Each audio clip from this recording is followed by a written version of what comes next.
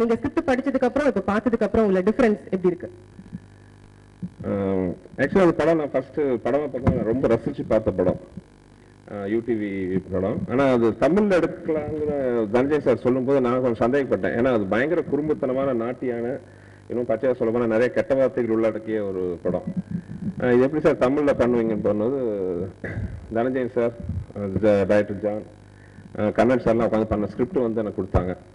அவ்வளோ பெர்ஃபெக்டா இருந்துச்சு. அப்புறம் டைரக்டா கொடுத்த காசுக்கு ஏதாவது சொல்லணுங்கிற மாதிரி குட்டி குட்டி கரெக்ஷன் தான் சொன்னேன் நான். ரொம்ப பெர்ஃபெக்டா இருந்துச்சு. ஆக்சுவலா அந்த கதையெல்லாம் முடிச்சு தனஞ்சய் சார் காம்பினேஷன் சொல்லும்போது எனக்கு ரொம்ப பொறாமையா இருந்துச்சு கண்ணன் சார் மேல.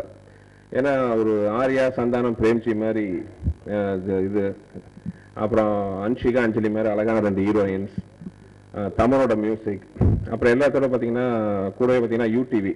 ஏன்னா எவ்வளோ படம் எப்படி எடுக்கிறோங்கிறது எந்த அளவுக்கு முக்கியமோ இப்போ படத்தை மார்க்கெட்டிங் பண்ணுறது ரொம்ப முக்கியம். அந்த வகையில் யூடிவி கரெக்டாக கொண்டு போய் படத்தை சேர்த்துவாங்க. ஸோ எல்லாம் அமைஞ்சு வந்த போது பிரமாதமான ப்ராஜெக்ட் ஆரம்பிச்சது. ஒரு டைரக்டராக கண்ணன் சாரை பார்த்து எனக்கு போராமையாகவே இருந்துச்சு. இன்னொரு விஷயம் என்னென்னா, ஏற்கனவே யூடிவியில் நான் ஒர்க் பண்ணியிருக்கேன்.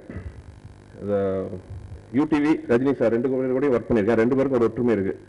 படம் ஆரம்பிக்கும் போது சேட்டை மேலே குடஞ்சி எடுத்துருவாங்க நம்மளை. ஒன்ஸ் படம் ஆரம்பிச்சோன்னா முழு சுதந்திரம், டைரக்டரோட எந்த விஷயத்திலையும் தலையிட மாட்டாங்க. அந்த ஒரு படைப்பாளிக்குரிய ஒரு சுதந்திரம், ஒரு கிரியேட்டிவ் ஃப்ரீடம் எல்லாமே யூடிவியில் இருக்கும். அந்த வகையில் பார்த்தீங்கன்னா நான் UTV and mister Siddharth Roy, I have to thank you for the support and trust you have இந்த டைரக்டர்ஸ்.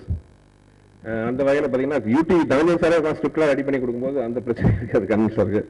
ஸோ எல்லா வகையிலும் ஒரு நல்ல ஒரு காம்பினேஷனாக ஒரு வெற்றி படமா சேட்டையா வந்துருக்கு. பார்க்கும்போது பார்த்தீங்கன்னா உண்மையாக டெல்லி பில்லி நான் ஒரிஜினல் படம் பார்த்துட்டு இதை வந்து தமிழ் எடுக்கவே முடியாதுன்னு நினைச்சேன். பட் டெல்லி பில்லியோட உண்மையாக சொன்னா வந்து இந்த ட்ரைலர் சூப்பர்.